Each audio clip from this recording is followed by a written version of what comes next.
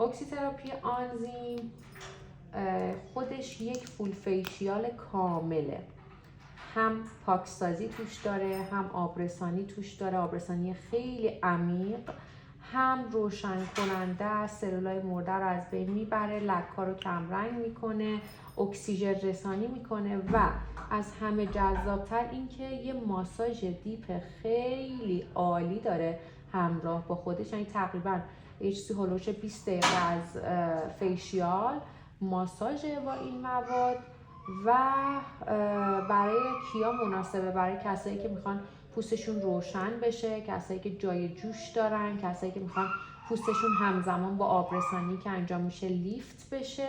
به شدت فوق العاده است. خانم نظری یک بار دیگه هم اکسیتراپی آنزیم انجام داده. امروز در خودش انتخاب کرد از بین فیشیالایی که میتونست انجام بده، انتخابش این بود که اکسیتراپی آنزیم انجام بده.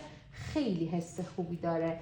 بعدش اصلا ما یه اسم دیگه ای که روی این فیشیال میذاریم فیشیال عروسه که من خیلی این فیشیال به عروسا پیشنهاد میکنم به خاطر اینکه انقدر پوست رو لیفت و پر آب میکنه بر قبل میکاپشون که اصلا انگار شما فیلر زدی. واقعا پوست انقدر شاداب و لیفت میشه انگار فیلر زدی به پوست.